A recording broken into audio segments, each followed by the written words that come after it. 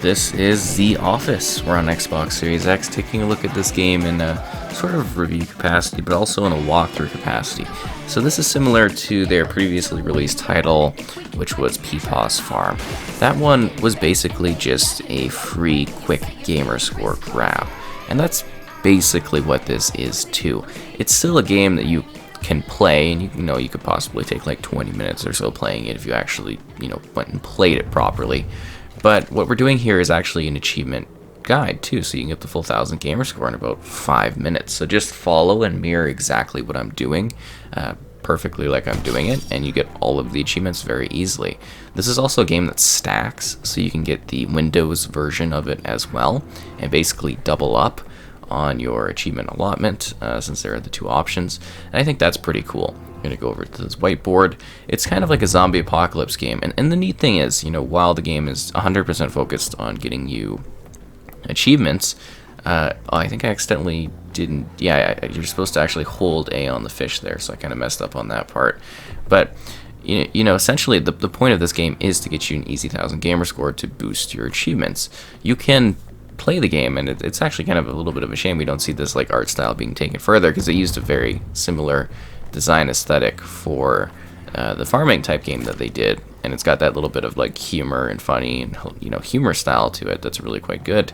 And it's just like they aren't full games, but the whole point of them is just literally for you to get the achievements. Now feeding the fish with this this leg here, which is kind of funny, and you'll just be unlocking the achievements as you go through this. It's a little hard to talk about which achievements you're getting, because at this point in time it's like pre-launch, so the achievements are sort of locked and or not available, but I did unlock all the full 1000. It's just a little bit harder to read into what each of them are, which is kind of funny. And again, doing the whiteboard here, talking to each of the people as I talk to them. You can spam the A button in order to go through the chat a little bit faster, placing the flamingo down that we picked up, and then going and writing on the last whiteboard.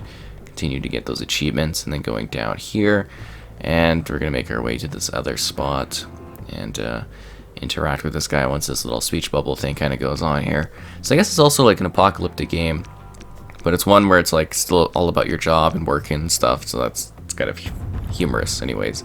And I think it's a play on office life or something like that too, which is kind of neat. But yeah, it's kind of a cool game concept wise, and the fact that you get like this easy gamer score is really great. We're going to be going back to our desk a lot, so kind of keep that in mind where that desk spot is. But I think it's pretty easy to follow this. Like, I'm not necessarily moving super fast, just going through it just doesn't take too long to necessarily do if you know what you're aiming for, as far as kind of the stats and everything like that. But it's a pretty cool experience. It's actually something that I had some fun sitting here kind of going through and getting the gamer score, just like again Peepaw's Farm, which is a very similar title. So if you're looking on getting even more gamer score, you can go on that one, and you can get the points on that as well, which is kind of cool. So you basically you got a couple games here, and I'm hoping they continue to do this, because you got to, once again, like that video, kind of question are these types of games okay? I mean, they are. This is a game you play, right? But it's basically one where you're literally just trying to get achievements. It's just to give you a full 1000 gamer score at game completion. That's really all it's about. But there is a little bit of like humor and fun to it and stuff, and I think that almost gets overlooked if you're coming here just trying to whip through and get all the achievements, which is again kind of the point of the game. That's why they're designed. They're looking at the niche of people that sit there and want to get just gamer score and stuff, and they deliver on that. So replace the projector we just picked up, and we are starting the presentation. But obviously things aren't going well because it's an apocalypse. Uh-oh, the big meeting's breaking down. He's not too happy about this. And I've been fired.